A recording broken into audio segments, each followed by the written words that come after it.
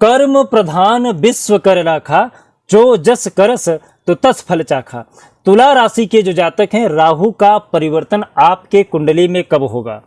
राहु आपके कुंडली के जिस भाव में बैठे हैं वहां से जो इनकी 5वीं दृष्टि है, 7वीं दृष्टि है और 9वीं दृष्टि है, ये आपके लिए कितना बड़ा परिवर्तन लेके आ रहे हैं, इस पे हम बारीकी से चर्चा करेंगे।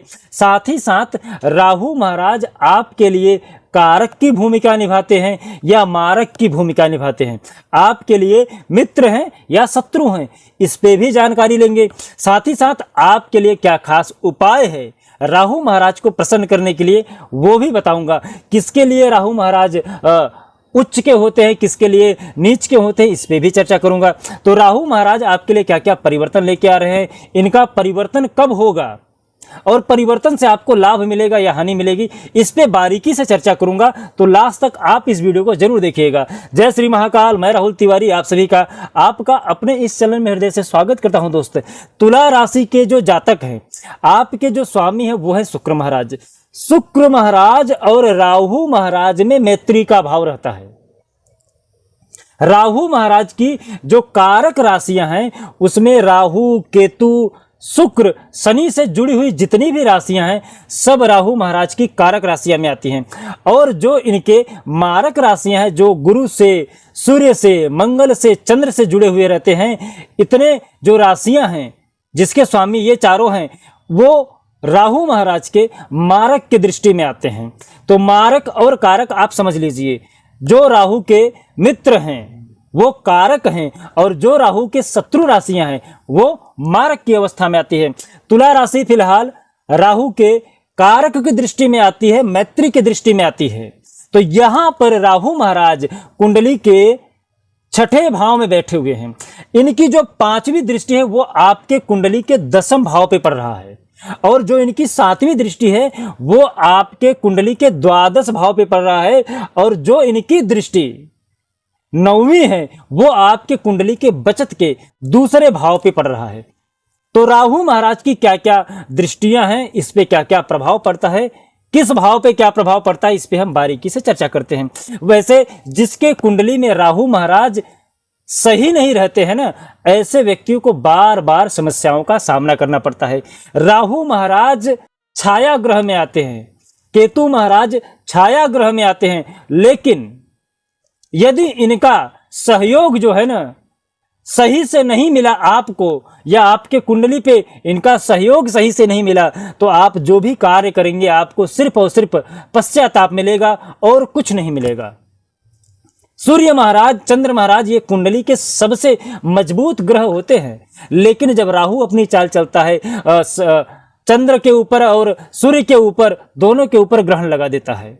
तो यहां पर राहु को हमें मजबूत करना परम आवश्यक होता है। जिस किसी के कुंडली में राहु यदि कमजोर है उसके लिए क्या क्या उपाय करना चाहिए ये भी मैं लास्ट में बता दूंगा।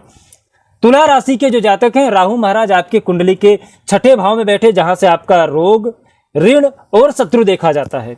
तो यहां पर आपके शत्रुओं में राहु महाराज थोड़ी सी वृद्धि करेंगे,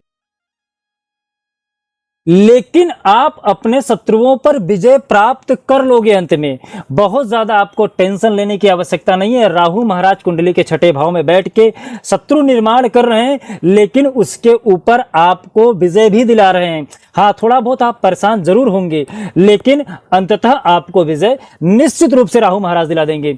राहु महाराज यहाँ पे बैठ के आपके ऋण को कम कर रहे हैं। आप देखेंगे कि जो आपके ऊपर ऋण है ना, अब वो धीरे धीरे से कम होगा, और जो आप लोन वगैरह लेंगे उसमें भी आप देखेंगे कि उसका रिजल्ट इन फ्यूचर में आपको अच्छा मिलेगा। अभी जो आप ऋण लेंगे, ऋण का प्रमाण आपका जरूर बढ़ेगा, लेकिन इन फ्यूचर में आप देखेंगे कि आपके लिए वो बहुत ही ज्यादा कारगर साबित होगा और इस समय आपको ऋण लेने की आवश्यकता भी महसूस होगी। इसलिए आप लोन वगैरह ले सकते हैं, लेकिन आप गलत चीजों के लिए मत लीजिएगा, जिससे आपका और आपके परिवार का कल्याण हो। ऐसे कार्य के लिए यदि आप लोन लेते हैं, ऋण लेते हैं, तो इन फ्यूचर में आपको जरूर उससे कुछ न कुछ फायदा जरूर मिलेगा।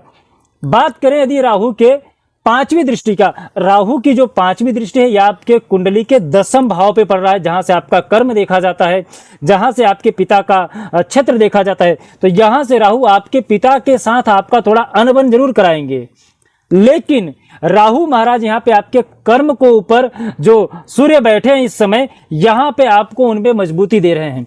राहु महाराज की जो दृष्टि है कुंडली के 10वें भाव पे पड़ के आपके कर्म को मजबूत कर रहे हैं। नौकरी के लिए जो कार्यरत हैं इस समय, उनकी नौकरी में अचानक लाभ के, पदोन्नति के योग बना रहे हैं। आपको अचानक लाभ हो सकता है, अचानक आपकी पदोन्नति राहु महाराज यहाँ पे करा सकते हैं। तुला राशि के जो जातक हैं, राहु महाराज की जो 7वीं दृष्टि है ये कुंडली के 12वें भाव पे पड़ रहा है। खर्चे आपके इस महीने में बढ़ेंगे, लेकिन वो खर्चे आपके उचित जगह पे बढ़ेंगे। ऐसा नहीं कि आप फालतू खर्चा करेंगे, खर्चे बढ़ेंगे लेकिन उसको करना भी आपके लिए जरूरी रहेगा। आप परेशान मत होइए, खर्चा होना निश्चित है, वो बढ़ेगा थोड़ा, लेकिन आपका उसका जो रिजल्ट बाद में आएगा वो आपके लिए सुखमय होगा। राहु महाराज की जो 9वीं दृष्टि है ये आपके कुंडली के 2 भाव पे पड़ रहा है, बचत के भाव पे पड़ रहा है। यहां से राहु महाराज आपके बचत में थोड़ी कमी करेंगे, लेकिन आप बहुत ज्यादा टेंशन लेने की आवश्यकता मत लीजिए, क्योंकि यहाँ पर जो आपका परिवार है, जो आपकी वाणी है वो अच्छा होने वाला है। और यदि आपका परिवार सपोर्ट करेगा, यदि आपकी वाणी अच्छी रहेगी, तो आप फिर से अपना जो बचत है वो बढ़ा लेंगे। तो बहुत ज्यादा डिप्रेशन, टेंशन लेने की आवश्यकता में मत पड़िए। राहु महाराज आपको ज्यादातर शुभ परिणाम दे रहे हैं। तुला राशि के जो जातक हैं, आपको थोड़ा बहुत परेशान जरूर करेंगे राहु महाराज, लेकिन आपके कुंडली में इतना ज्यादा प्रभाव और राशियों की अपेक्षा बहुत कम प्रभाव डालते हैं। इसलिए राहु महाराज को आपको थोड़ा बहुत शांत कर लेना चाहिए। राहु महाराज को शांत करने के लिए क्या उपाय करें? राहु महाराज को शांत करने के लिए आप ओम भ्रांग भ्रिंग भ्रोंग स राघवे नमः इस मंत्र का जाप कर सकते हैं। साथ ही साथ आप गेहूं का वितरण कर सकते हैं, कंबल का वितरण कर सकते हैं और शिव जी की स्तुति कर सकते हैं। यदि आप शिव जी की पूजा करते हैं तो राहु आपके ऊपर स्वतः ही प्रसन्न हो जाता है। इससे क्या होगा कि राहु जो है वो शिव जी को अपना गुरु मानता है, और जब आप शिव जी की आराधना करते हैं तो राहु प्रसन्न हो जाता है और राहु आपको उचित परिणाम देता है, लाभ का प्रमाण आपका बढ़ा देता है।